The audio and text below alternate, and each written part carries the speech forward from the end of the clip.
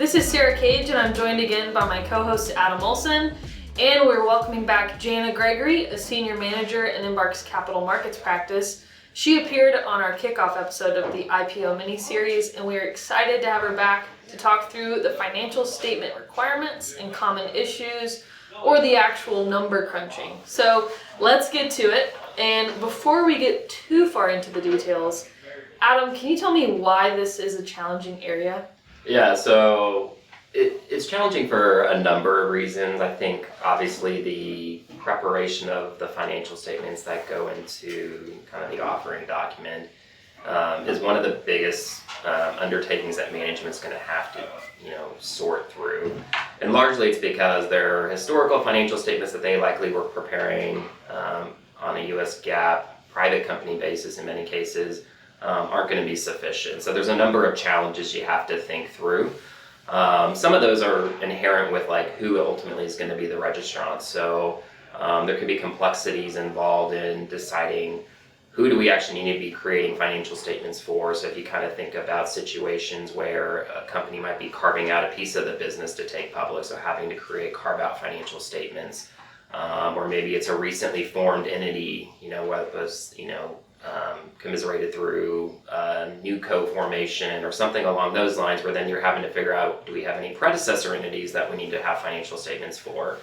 And then there's also requirements just beyond the registrant itself, which we'll talk a bit about today, but thinking about significant acquisitions you may have, significant equity method investments, things of that nature, where that information being included in your registration statement is useful and meaningful to investors, and there's specific requirements about having to prepare financials for them as well. So if I want to get started, what should my first step be? Yeah, so first step, kind of hinted at this one, is figure out who is the registrant, right? Mm-hmm. Who is actually going to be the entity that's going to be issuing the equity securities or the debt securities, or combination of both. Whatever the offering is for, you need to really identify who that entity would be. So that sounds like it should be pretty straightforward, but I'm sure there are exceptions, as there always are. So could you talk a little bit more about those? Yeah, for sure. So definitely can be straightforward. If you're basically taking an existing legal entity and you're just taking that existing legal entity public, then obviously you've got your registrant there. You don't really have to kind of figure out who is actually our registrant. But like I mentioned kind of in the kickoff to the intro of this episode, there can be other complexities that really can make this challenging. And so a lot of times management has to, in those situations, look to kind of the history of the formation of that entity, really understand kind of the legal structures that are involved, or if it's, if you're maybe putting together a combination of entities or businesses or components or operating units or whatever you're kind of creating that you want to ultimately craft as the registrant, there can be more complexities involved there. So you definitely have to spend some time, make sure that you understand specifically who is that registrant and what should be included in their financial statements. Working really closely with your advisors, obviously your auditors, to make sure everyone's aligned on ultimately who you'll be presenting and what you'll be presenting. So Adam, you kind of mentioned a few examples of these exceptions where the registrant may not be as straightforward. So yep. Jana, would you be able to talk us through each of those examples, maybe starting with recently organized registrant? Yeah, absolutely. So the SEC considers an entity to be recently organized entity if it has few or no historical operations and may have been formed to acquire one or more operating companies upon or near the consummation of its IPO. So an example of this type of company would be a SPAC, which I know we've talked about a lot here, and I know you all have had several conversations about SPACs. But again, that's a newly created company that raises cash in an IPO to fund the future acquisition of one or more private operating companies, and that's typically within a specified period of time.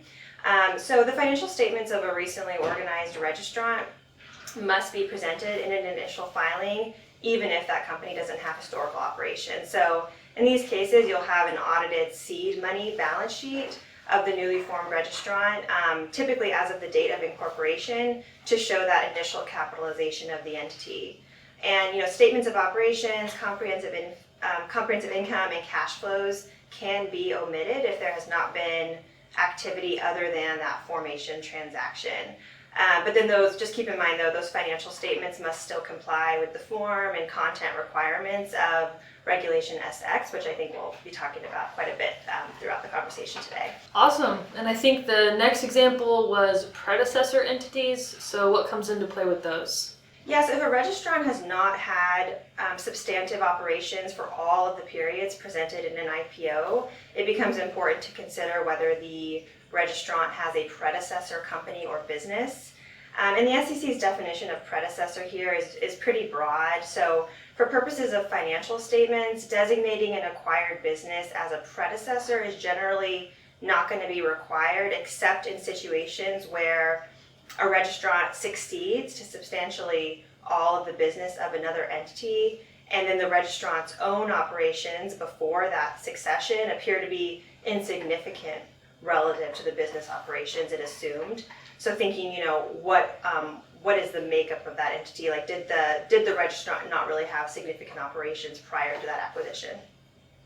And then a predecessor's historical financial information is considered important and relevant in an investing decision. So this ultimately means that the registrant's financial statements and those of its predecessor together should typically cover all of the periods required by Reg SX. And then also the predecessor financial statements must be audited in accordance with PCAOB standards rather than AICPA standards. Yeah, maybe real quickly just to clarify on a couple of these points is, she mentioned like with recently organized kind of entities, you got a SPAC, and they truly don't have any prior operations, and so you really have that very basic balance sheet, and that's all you put in there. But a lot of times when it comes to like an IPO, a company may set up a new entity, so it is technically recently organized entity that is the registrant, but it's actually derived from maybe a subcomponent of a larger entity or something of that nature. And so the SEC is going to expect you to look to that newly formed entity to determine, like, did this entity really have existing operations prior to the formation of this entity? And they would expect you to present predecessor financial statements. So that's one thing to keep in mind, especially if that entity is already an operating entity they've got, or intending to be an operating entity going forward from that recently formed formation of the entity itself. So on a similar note, are there any acceptable instances when you don't need to identify a predecessor entity? Yeah, so other than the registrant being a type of startup business, it would really be uncommon.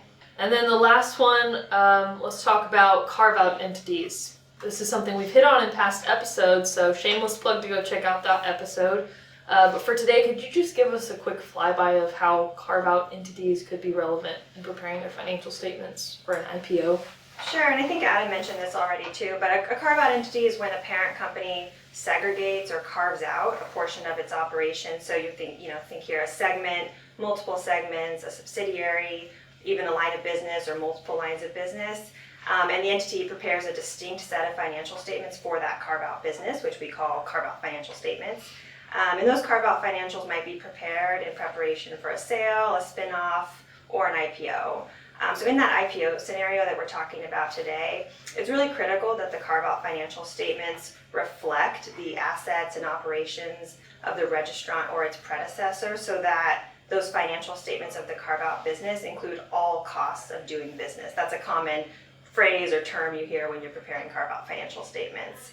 This is complex to build out these carve-out financial statements in most cases because there's multiple legal entities with typically commingled operations to some extent that wouldn't have been historically reported separately. Yeah, there's a lot of judgment. I think if we think back to that podcast we had, there's just a lot of considerations you definitely have to think through, especially when you have a very complex carve-out structure. So definitely something that you'll want to get some outside help in many cases because of the undertaking there, and obviously have auditor buy-in on a lot of those judgments and conclusions that are reached. Anytime I hear the word judgment, I just think you're going to have to write a lot of words down.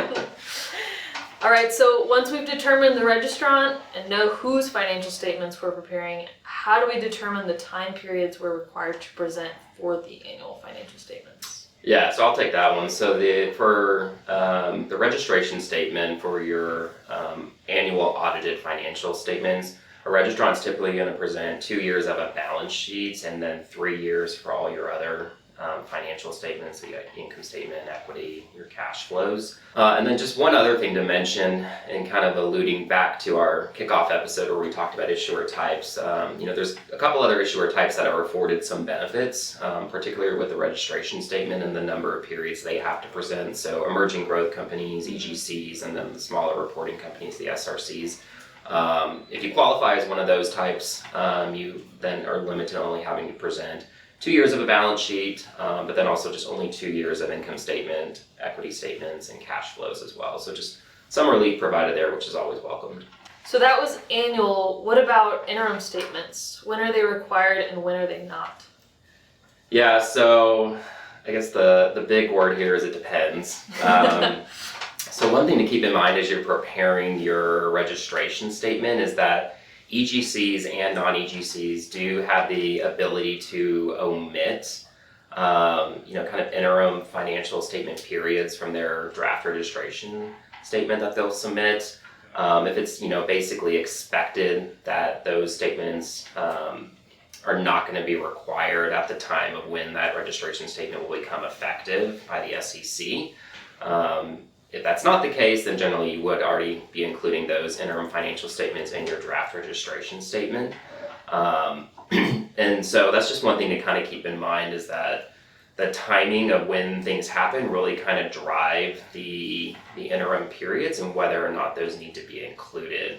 And you'll often hear this referred to as kind of the staleness of financial statements, which I think we talked a bit about on episode 1. Maybe I'm drawing a blank there. If we didn't, we will. I think we're getting into it today, actually. Sorry. We've slept since then. And just one thing I wanted to add there is that typically when I see this kind of, you're building out your plan for the IPO, it'll ultimately be where you're only really presenting annual financial statements in that first submission, and then you have a little bit of leeway there while you're waiting on the SEC comments to come back to actually build up your interim financials that you think are going to be needed at the time of effectiveness. So that's something just to keep in mind as you're building out the plan, but also sometimes companies prefer to just present interim financial information that they know is going to be superseded by more updated interim information in case they are publicly filing the information and they want to just allow that information out there to investors. So this all kind of sounds a little tricky to me. It sounds like there's a lot of nuance. So maybe, Adam, could you give a quick example of interim periods that may need to be presented? Maybe let's take like a Q3 interim filing. Yeah, so let's say we're going to include, our third quarter financial statements and the registration statement. So if that was the case, your balance sheet for your interim statements would present, obviously, the balances as of the end of Q3, so assume calendar year end here, so September 30th, and they'll compare those against the most recent fiscal year end, so 12/31 in this case of the prior year. The income statement itself is actually going to present kind of 2 periods, so you'll have a quarter to date period, so it'll be for the 3 months ended September 30th, in addition to the year-to-date period, so the 9 months ending September 30th, and then obviously comparative financial statements for the prior year. Same with kind of the equity statement as well. You'll have a quarter-to-date change, so if you think about July 1 or end of Q2, so June 30th through September 30th, and then a year-to-date. A lot of times you'll see that equity statement also presented as kind of a continuous roll. I see quarter by quarter roll just added on. So there's a couple ways you can present that, whether you do it as 2 separate statements or kind of one continuous statement. And then cash flows actually only have to be presented for a year to date. So you'll just have a 9-month cash flow, and obviously similar prior year cash flows as well for 9 months. And then just one other thing to mention is for one other issuer type that we touched on when we kicked off this mini-series. So for foreign private issuers, again, they don't have any periodic reporting requirements for interim financial information other than their annual report. But as it relates to their initial registration statement, there may be a need to include kind of a 6-month ended interim information in just that initial registration statement if the effectiveness of that registration statement were to kind of exceed 9 months after their fiscal year end. So a little more leeway as far as when their information will go stale and what they need to include in their registration statement. But again, a little bit more limited, so another benefit of that issuer type. That's really helpful, and maybe just kind of Driving in a little deeper, how does an entity determine what interim period they actually need to provide financial statements for, I guess practically speaking? So Regulation SX actually provides kind of the guidance around financial statements, the requirements of financial statements, and whether or not additional financial information needs to be included, really driven by the effectiveness of the registration statement itself, because there's this concept of when financial information could go stale, which basically means that the financial information that you currently have in the registration statement isn't current enough, so you need to refresh that with more current financial information, just based on the timing of when investors are going to be privy to the information in the registration statement.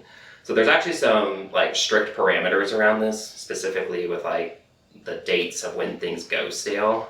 So it's important to kind of keep these staleness dates in mind, and a lot of times companies will create kind of staleness calendars that they keep, internally, that just reminds everyone on the team kind of what dates they're kind of working against, or maybe for, depending on how you look at it.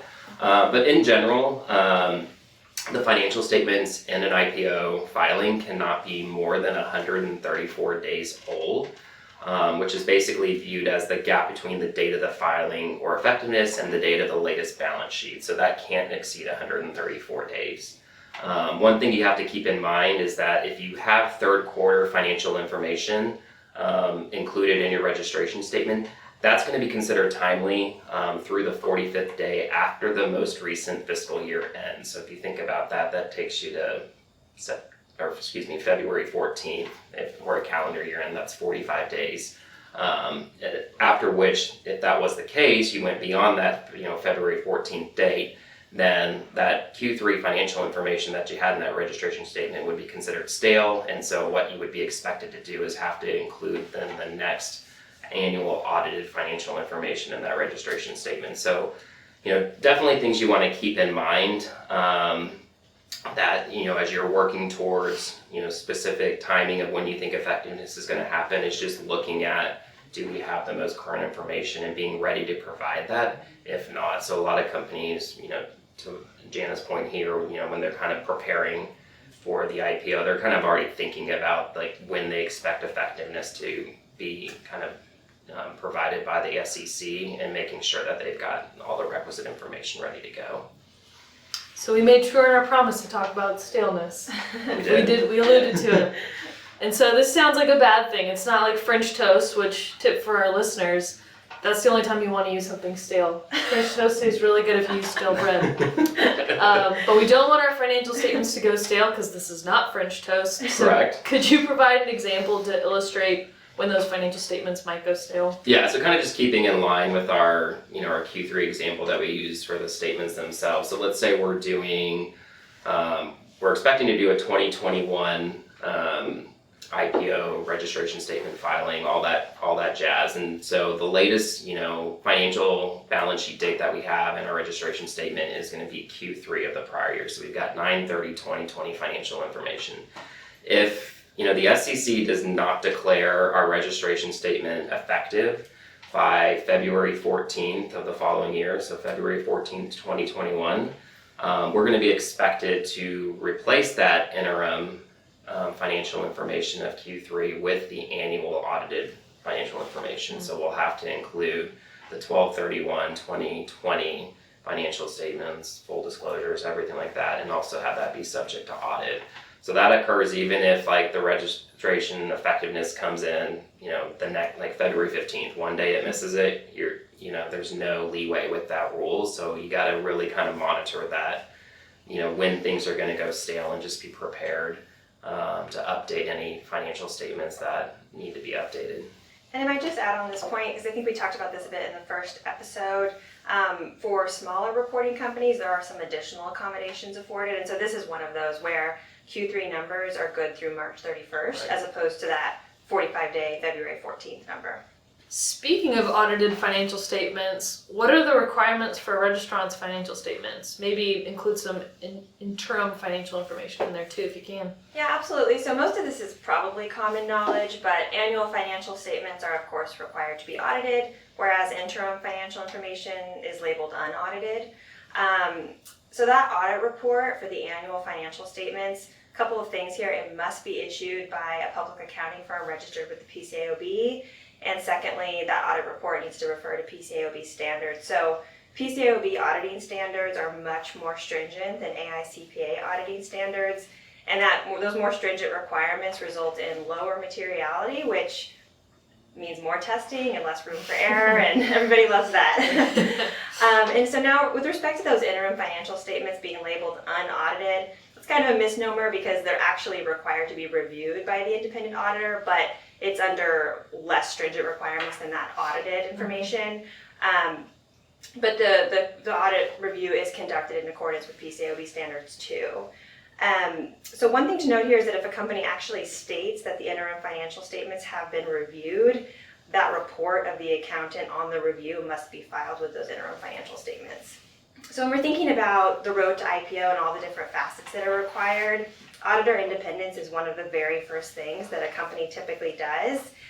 They just want to make sure that they've engaged an audit firm that is, again, registered with the PCAOB and meets the independence rules of both the SEC and the PCAOB. So Regulation SX, we mentioned several times here, also outlines the independence rules for auditors, but essentially it boils down to that phrase that we've all heard before, which is independence in both fact and appearance. So this applies to financial, employment, and other business relationships between the audit firm as a whole and the company. So really anything that might appear to represent a conflict of interest, even if it doesn't actually represent a conflict of interest, just that appearance could really breach independence. The PCAOB independence rules lay out scenarios in which an auditor would breach independence. So for example, if the audit fee is based on a contingency of like a clean audit opinion, that would not be appropriate. No. Providing tax services for individuals and those financial reporting oversight rules would also be a breach of independence. An additional thing companies should think about here are 3526 letters, and that's where PCAOB Rule 3526 actually requires that before an auditor ever accepts that initial audit engagement, they need to communicate in writing to the audit committee any relationships that exist between the audit firm and the company. And so with all this said, I mean, confirming independence can often take a lot longer than expected. So this is something that cannot be delayed on the path to IPO. I just did my Texas CPA ethics course last night, and so all that independence stuff is top of mind.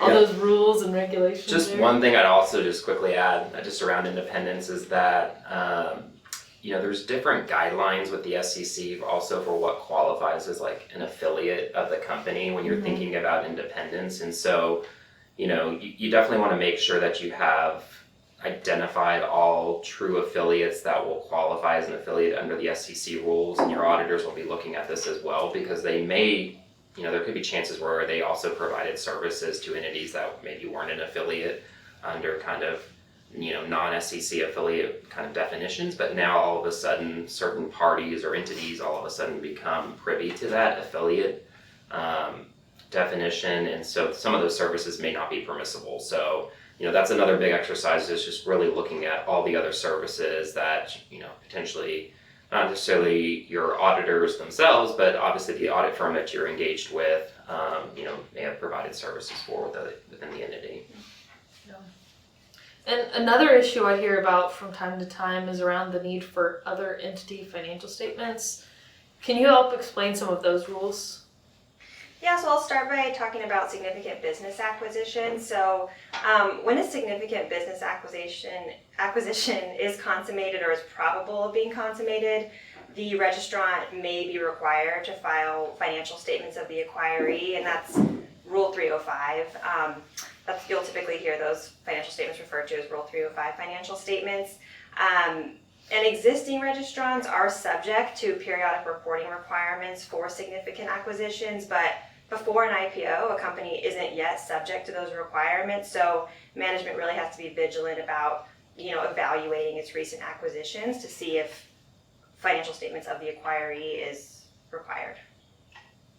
So what should a registrant be looking at when they're considering their recent acquisitions to see if they might need to file any extra financial statements? A couple of things here. The registrant should be considering whether the acquisition constitutes an acquisition of a business, and also when the business was acquired. So first, when we're thinking about whether the acquisition constitutes a business, the definition of business for SEC reporting purposes is actually different from the definition under ASC 805 for US GAAP purposes. Yeah, sure, okay. And the focus there, really the differentiation is primarily on looking at the continuity of revenue producing activities. So that's where you're going to have a business under SEC Rule 305. Yeah, I'll say like broadly, like you could have more things that qualify as a business under Rule 305 than you would under, presumably under US GAAP. So some things that you may not designate as a business combination under US GAAP could actually qualify as a significant business acquisition under SEC rules. So definitely something to just be aware of because they don't align. Yeah. And then just the other thing I mentioned, thinking about when the business was acquired. So if the acquiree's separate financial statements are included in the registrant's audited financial statements, then the acquiree's separate financial statements may not be required once they're consolidated with the audited financials of the registrant, and that's based on certain significance test thresholds. Significance. I hear judgment.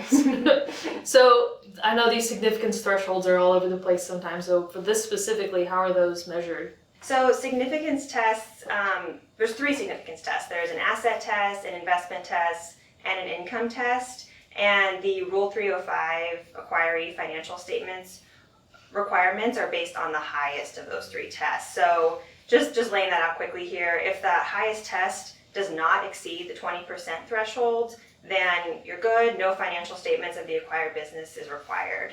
But if the highest test is between 20% and 40% significance to the registrant, then the financial statements of the acquiree is required for the most recent fiscal year and the latest interim period. But one benefit here to mention is that comparative period interim information is no longer required if you're in that 20 to 40% significance thresholds, and that's kind of a more recent development with some amended SEC rules back in that were effective back in early 2021. Yeah, and that interim period is the latest interim period prior to the acquisition. So if you had an acquisition in April, you present your March interim period. And just for the last bucket there of the significance test thresholds, if the highest test exceeds 40%, then the financial statements that are required are 2 of the most recent fiscal years and the latest interim period, as well as the comparative interim period of the prior year. And this is actually a benefit of those amended rules as well, that the number of required years is capped at 2, whereas it used to be 3 years if there was even, I think, higher significance. All right, we like when there's fewer requirements. Yeah, the only thing I'd add here is these financial statements also are required to be audited. So a lot of times, depending on the acquisition, the company that was acquired, they may not even have had audits done historically, or maybe limited audits or something of that nature. So again, it's something that management also just has to keep in mind and prepare for. One maybe sign of relief here is that these audits don't have to be conducted under PCAOB rules, so you can actually furnish financial statements related to these significant acquisitions under AICPA auditing standards. So if they did have a prior audit report for for these financial statements for any of these significant acquisitions, then you may be able to leverage some of that past work done. And are there any other transaction types other than this acquisition of businesses that we may need to keep in mind? Yeah, there are. So the acquired significant businesses that we just talked about are usually the most common scenario registrants have to sort through, but there are some other rules and regulations to consider. Not to get too into all the rules here, but just to make sure the listeners are aware of some of these items. Rule 314 is going to be the rule that addresses acquisitions of significant real estate operations. Rule 309 governs financial statements of equity method investments. And then Rule 310 governs financial statement requirements for guaranteed securities. And then just lastly, I'll touch on Rule 1302, and that governs requirements for affiliates whose securities collateralize other securities. Sounds like there's some good late night reading in there. Well, let's switch gears now to the financial statements themselves. Once we know who we need to file financial statements for and how many periods, what are the actual form and content of those statements? Yeah, so I'll take this. So kind of like what I mentioned when we kicked off the episode is that, one of the biggest challenges about getting financials, ready for the registration statement is that, even if a company has historical financial statements that they prepare, they're generally not sufficient for the IPO. And they'll typically require a lot of revision to the periods presented and make sure that they're reflecting like all the public entity accounting policies and principles under US GAAP, as well as all the kind of Regulation SX disclosure requirements that are necessary per the SEC. So it's important that companies recognize that, there are a couple bases of US GAAP. There's US GAAP for PBEs, which is public business entities, and then there's US GAAP for non-PBEs, which is generally what most companies were, previously following in any historical financial statements that they prepared. And then on top of that, like the SEC will layer in their own rules and interpretations on presenting certain things in the financial statements. So, those qualify under Regulation SX. One other thing to keep in mind, and we touched on this lightly again, is that, typically private companies' financial statements were again audited probably under AICPA standards. But again, if you're going to be including financial statements in a registration statement, they will have to be done in accordance with PCAOB auditing standards. So, at a minimum, your auditors are probably going to have to go back and perform a bunch of additional procedures that are incremental to what was required under the AICPA standards to kind of be able to issue a PCAOB audit report. So just, another thing to kind of keep in mind, in addition to having to revise financials and update those, is that the auditors are going to come back in and have to do additional work. So the jump from a private company to a public company is pretty big. So what are some common areas that they may need to pay attention to that may differ from their previous reporting requirements? Yeah, no, that's a good question, and it's, oftentimes, what management is asking, like, well, what do we need to change? What do we need to focus on? And, there are certain things that are going to be applicable to, nearly every registrant, because there are just incremental requirements that you'll need to consider. But then there'll also be things that will just kind of depend on the nature of, the accounts or transactions that you may have transpired in the financial statements that you're including, and whether or not you need to revisit some things there. But some of the more common areas, so like, I know we've talked about this endlessly, I feel like, segment reporting. Yeah. We don't have our segment specialist here, but that's only required of public companies, so you'd be expected to kind of go through the segment framework and include the segment reporting disclosures. Earnings per share is another big area that you're going to have to address as you kind of transition into kind of PBE US GAAP. There's incremental disclosures around income taxes that will need to be included. A real hot area for the SEC really has to do with this concept of temporary or mezzanine equity. So really looking at any kind of equity instruments or equity link type instruments for any possible like redemption type provisions that may warrant those need to be classified outside of permanent equity in this kind of temporary or mezzanine section of the balance sheet. That's an area that often gets beat up quite a bit. Business combinations. So again, if you have acquisition activity, there's incremental disclosures that are required for business combinations. So some of them are like pro forma type disclosures that need to be included in there. Related parties, kind of different rules around related party transactions, what need to be disclosed and where. So keep that in mind. Another kind of hot topic for private companies right now is, they're all gearing up for the 842 adoption. Within 842, there are some expedients that are provided only to non-public entities. So kind of keep in mind, if you elect any of these non-public kind of expedients or policy elections or of the like, not just within 842, but other areas of GAAP, you'll be required to essentially unwind all those types of elections because they're not provided to kind of public business entities. So those are just some areas to think about. It's not necessarily a comprehensive list, but some probably the more challenging or common ones that come up. And I do believe we have an entire episode dedicated to that topic. So if you want to search through the archives, I expect you've already listened to it at this point. Well, you did mention some new accounting standards and adopting those. So how do those new accounting standards impact the initial registrants? Yeah, so the transition provisions for adopting new accounting standards do differ typically between public business entities and kind of non-public business entities, which generally results in there's an earlier effective date for public entities than non-public entities. So that is one thing you definitely want to keep in mind, is that there may be a requirement for you to accelerate adoption of something that you weren't, anticipating. So always kind of looking out on what guidance has been issued and what's going to be coming down the pipeline for you. And just one other point I want to mention about kind of non-EGC private entities. So, private entity that's planning to go public, they don't, they're not going to qualify as an EGC. Let's say they've got too much revenue on the books, so they don't they don't make it. You really want to kind of think about how your potential IPO may impact the adoption of new accounting standards.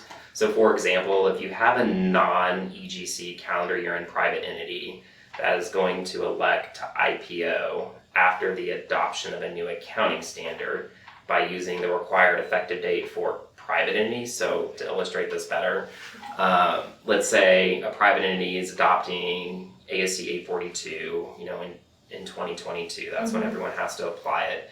If they were to IPO at some point in 2023, so their annual financial statements, let's say the most recent annual financial statement is going to be the 2022 financial statements, and they're going to have 3 years presented.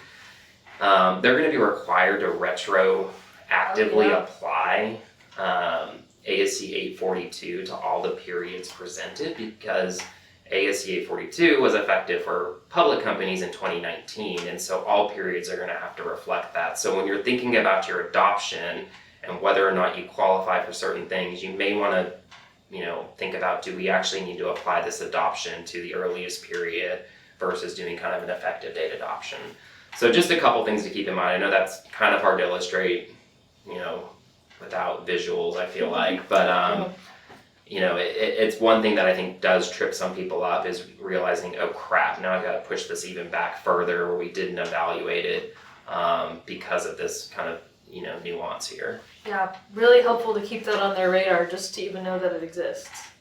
And then I guess for a reporting entity who's updating their financial statements from private company to public company, is this reissuance considered a restatement of the original financial statements? Good question. The short answer is no. So, adopting kind of, PBE, US GAAP, or any of the incremental kind of like, SX type disclosure items isn't considered like an accounting error or evaluation of an accounting error under ASC 250. So you don't have to worry about like any of the restatement, materiality considerations, things of that nature. One thing to keep in mind though is that as you're going back and maybe making some of these changes, your auditors may be coming back and doing incremental testing or procedures, testing at a lower materiality level. If they identify errors that are truly errors in those financial statements, then yes, those errors themselves will be, subject to the kind of ASC 250 correction of an error framework that exists. So, just kind of keep that on the back burner that, there could be issues that didn't come up in historical audits because, AICP audit a little less stringent, but as they kind of maybe dig into some areas of the financials that didn't get touched or touched more lightly, there is a chance that errors could come out. And Adam, just one thing I'll add to the point you have about restatements. So in my experience just working on IPOs, especially for EGCs, maybe smaller companies that have been growing quickly, maybe didn't have policies and processes and the accounting department as buttoned up in the past,